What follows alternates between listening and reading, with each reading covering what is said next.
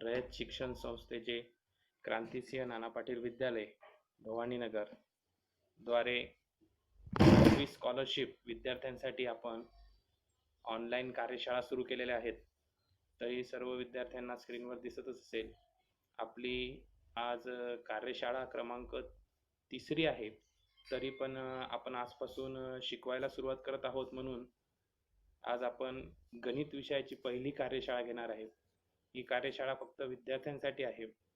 विद्यार्थ्यांनी या कार्यशाळेला जॉईन व्हायचं आहे आणि आज आपण आपल्या वेळापत्रकाप्रमाणे जे वेळापत्रक आपल्याला आपल्या शाळेचे स्कॉलरशिप विभागाचे प्रमुख श्री शेळके सर यांनी बनवून दिलेलं आहे, त्यानुसार आपला आज गणित विषय आपण आज गणित विषयासंबंधित काही माहिती बघणार आहोत. तसेच गणित विषयाचा पहिला धडा आज आपण सुरू करणार आहोत. सर्व जो अभ्यासक्रम आहे गणित विषयाचा तो आपण सुरुवातीपासून घेणार आहोत. तो अभ्यासक्रम कसा असेल त्याच्याबद्दल तुम्हाला माहिती मिळेल.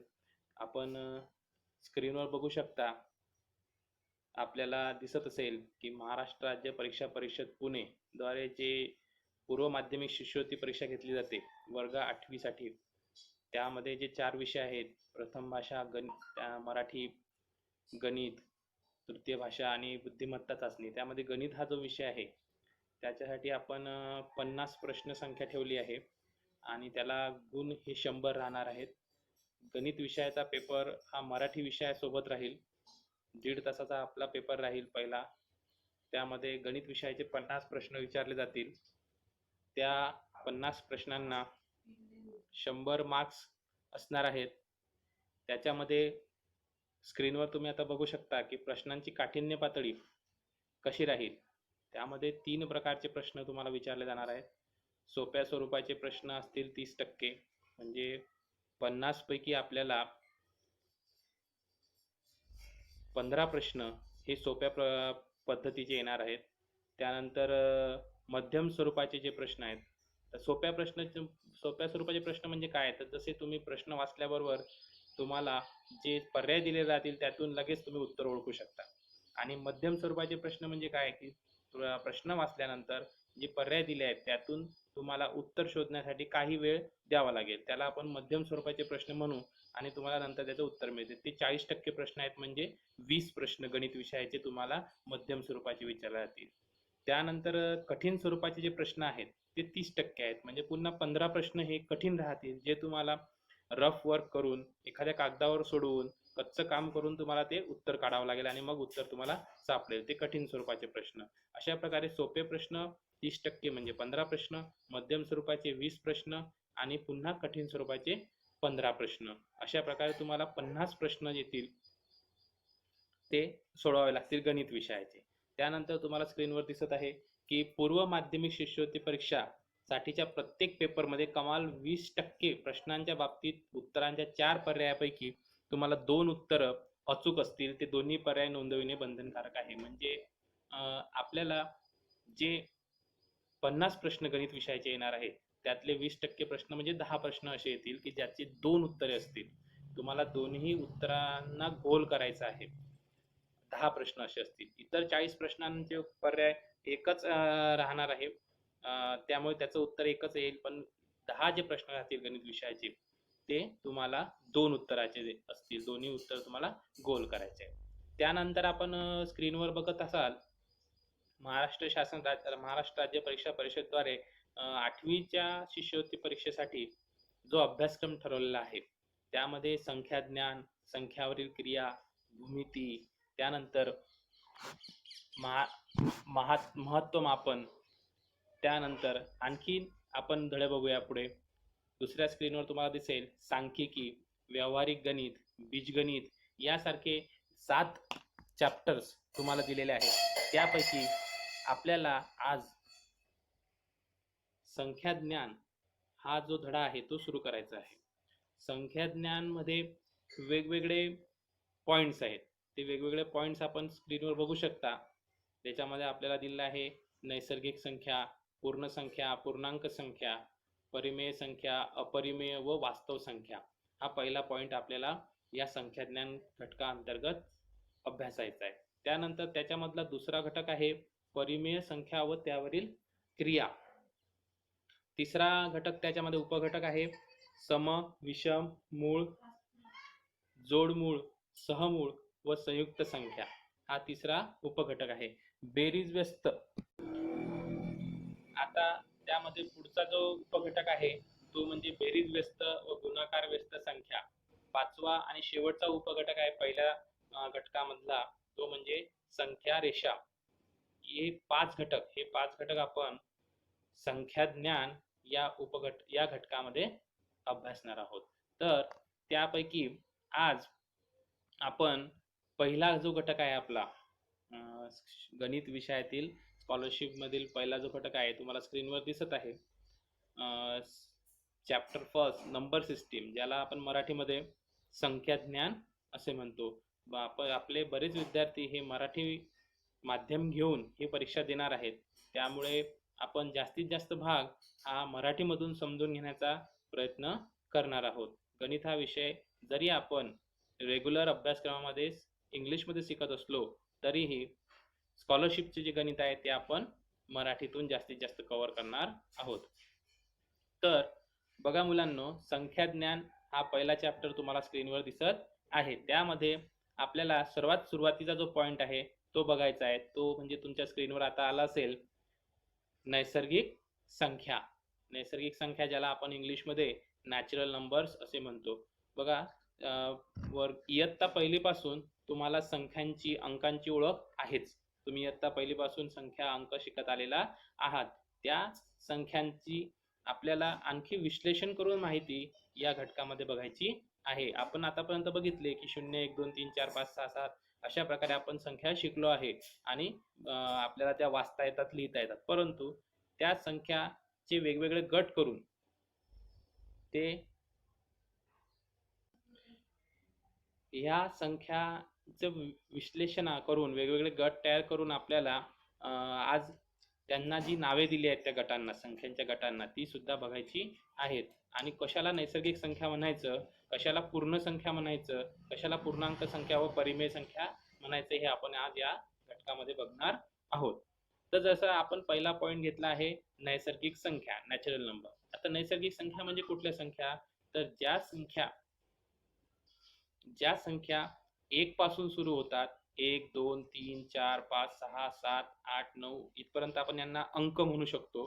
पुढे 10 11 आणि अशा अनंतपर्यंत ह्या संख्या जातील, तर यांना आपण नैसर्गिक संख्या म्हणायचं आहे. बघा आपण सुरुवात कुठून केली आहे, 1 पासून. तिथं तुम्हाला दिसत असेल स्क्रीनवर 1 2 3 4 5 6 7. अशा प्रकारे ज्या विद्यार्थ्यांना स्क्रीनवरचं क्लिअर दिसत नसेल त्यांनी आपल्या मोबाईलचं रोटेशन ऑन करायचं आहे, लँडस्केप मोड करायचा आणि मोबाईल आपण आडवा धरून त्याच्यावर आपल्याला व्यवस्थित दिसेल.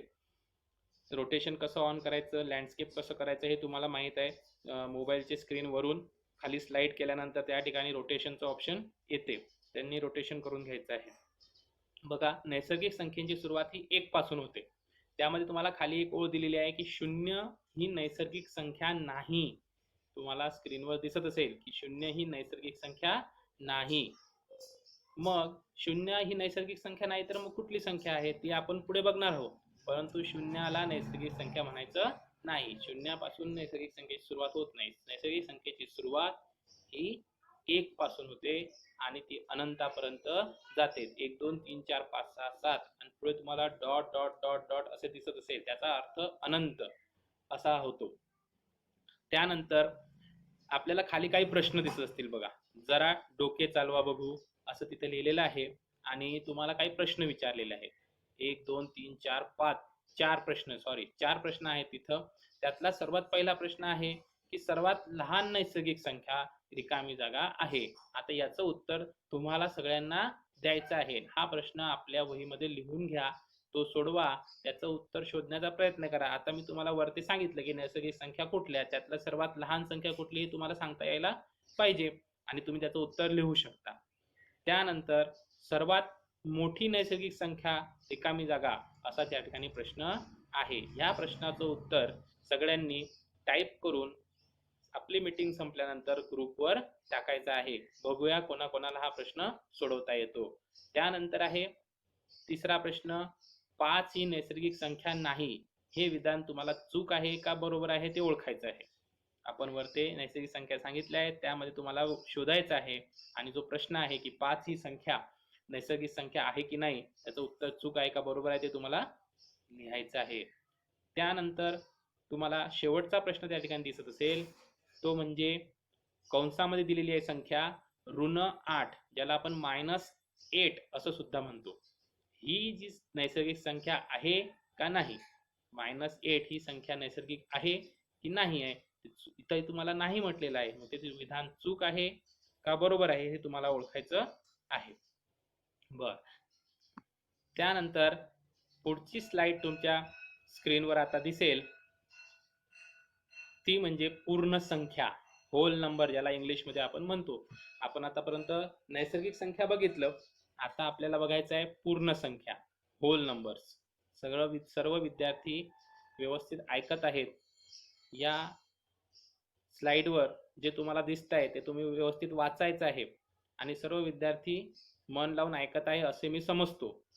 पुढे बघूया, पूर्ण संख्या, होल नंबर्स ज्याला आपण म्हणतो इंग्रजीमध्ये. आता होल नंबरची सुरुवात कुठून होते, तर होल नंबर्स म्हणजे पूर्ण संख्यांची सुरुवात ही शून्यापासून होते, 0 पासून होते. 0, 1, 2, 3, 4, 5, 6, 7 आणि पुढे तुम्हाला डॉट डॉट डॉट दिसत आहे, त्याचा अर्थ अनंत. ते आपण मोजू शकत नाही. आपण सर्वात मोठी संख्या सांगता येणार नाही आपल्याला कोणती आहे ते.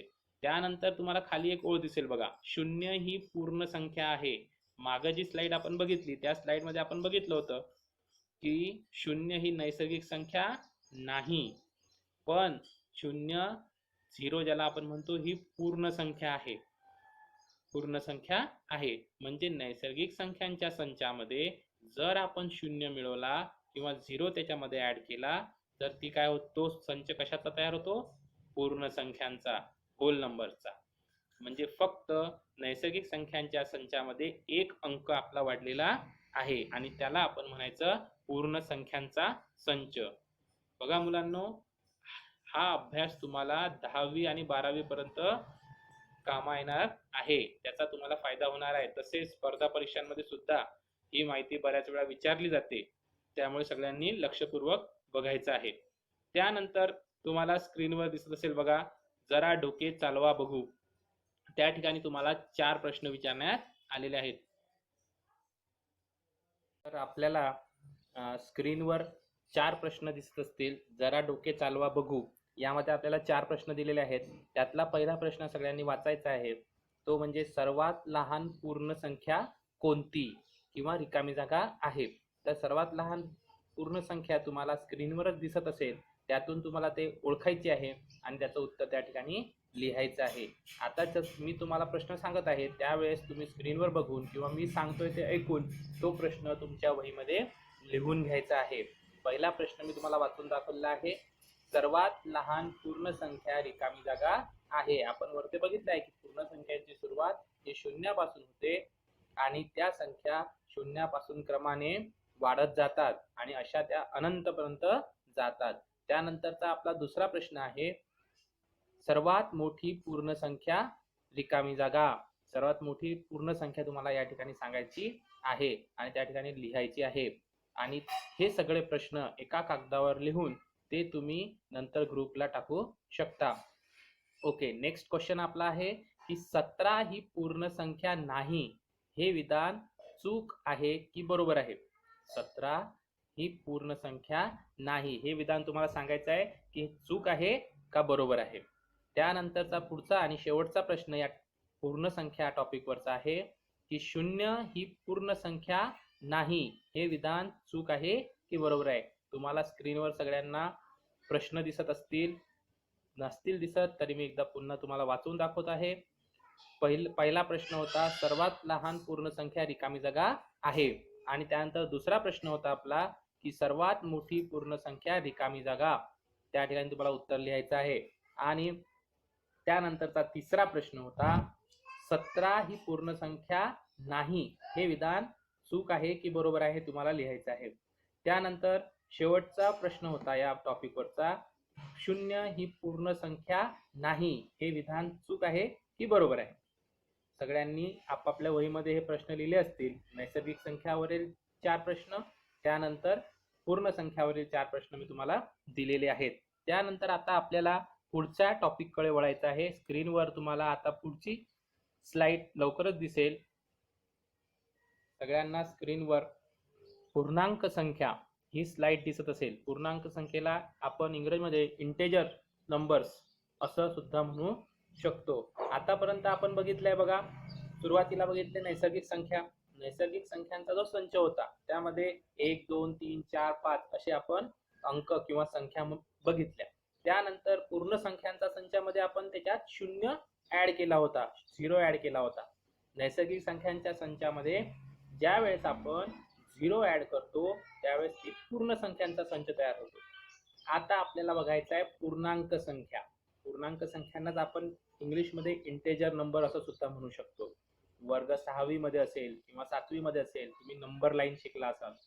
संख्या रेषा ज्याला आपण म्हणतो, नंबर लाईन. त्या नंबर लाईनवर आपण बघितलंय की डावीकडे निगेटिव्ह नंबर्स असतात आणि उजवीकडे पॉझिटिव्ह नंबर्स असतात, ज्याला मराठीमध्ये आपण ऋण संख्या आणि धन संख्या असं म्हणू शकतो. नंबर लाईनच्या मधोमध ओरिजिन पॉइंट असतो, त्याला त्या ठिकाणी आपण 0 हा अंक लिहितो.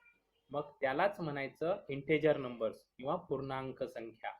पूर्णांक संख्यांमध्ये ऋण संख्यांची सुद्धा भर पडते. ऋण संख्या ज्या आहेत त्यांना आपण पूर्णांक संख्या म्हणूया.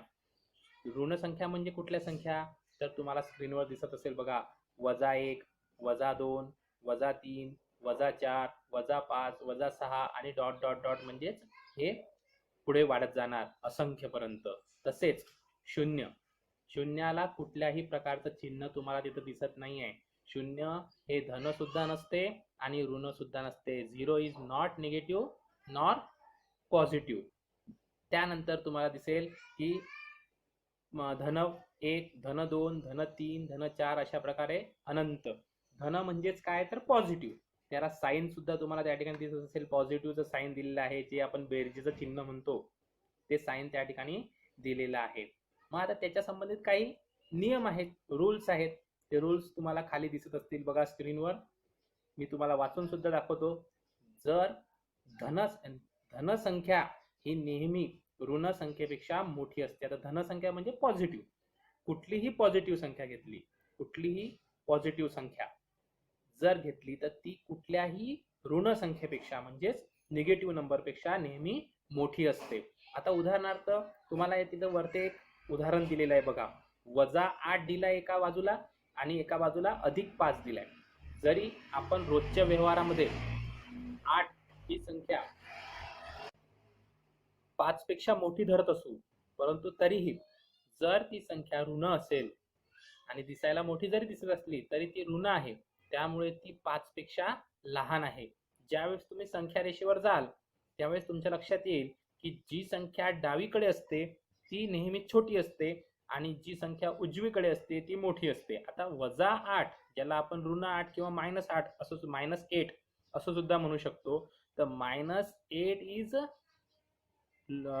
लेस दॅन +5, म्हणजे +5 हा मोठा आहे आणि -8 छोटा आहे. त्यानंतर तिथं तुम्हाला दुसरा नियम दिसेल की ऋण संख्या ही नेहमी, ऋण संख्या म्हणजेच निगेटिव्ह नंबर्स, ऋण संख्या ही नेहमी कुठल्याही धन संख्येपेक्षा लहान असते. जसं अगोदर आपण बघितलं की धनसंख्या ही मोठी असते परंतु ऋण संख्या ही त्यापेक्षा लहान असते. हे तुमच्या लक्षात आलं असेल.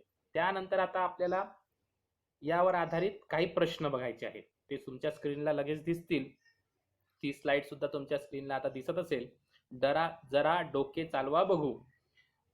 पहिला आहे सर्वात लहान पूर्णांक संख्या. आता सर्वात लहान पूर्णांक संख्या तुम्हाला या ठिकाणी विचारलेली आहे. आता तुम्ही काय करायचं आहे, मी जी तुम्हाला अगोदरची स्लाइड दाखवलेली आहे त्या स्लाइडच्या आधारे तुम्ही या प्रश्नांची उत्तरं लिहायची आहेत. तुम्हाला हा व्हिडिओ आपली मीटिंग संपल्यानंतर पुन्हा जर बघायचा असेल तर तुम्हाला आपल्या व्हॉट्सअप ग्रुपला हा व्हिडिओ बघायला मिळेल, त्यामुळे तुम्ही तो पुन्हा पुन्हा बघू शकता. तर सर्वात लहान पूर्णांक संख्या कुठली आहे ते तुम्हाला शोधून काढायचं आहे.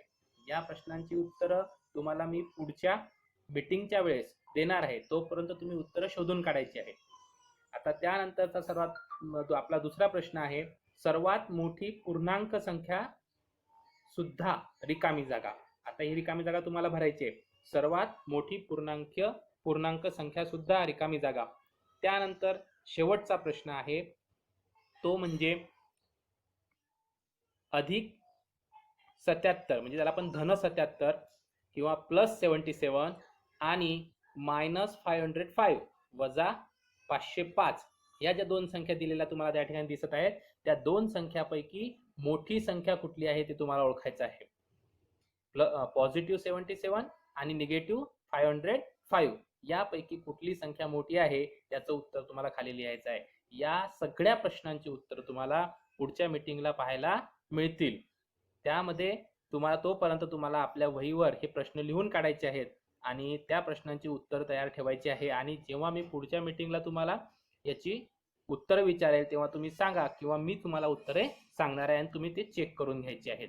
त्यानंतर आता आज आपण 3 टॉपिक शिकलो आहे, 3 उपघटक शिकलो आहे. ते म्हणजे नैसर्गिक संख्या, पूर्ण संख्या आणि पूर्णांक संख्या. यावर आधारित मी तुम्हाला प्रश्न सुद्धा विचारलेले आहेत. आता तुम्हाला काही शंका असल्यास तुम्हाला त्या शंका विचारायच्या आहेत. पुढील 5 मिनिटं आपण त्या शंका विचारण्यासाठी देऊ आणि एक विद्यार्थ्यांनी आपली शंका विचारायची आहे.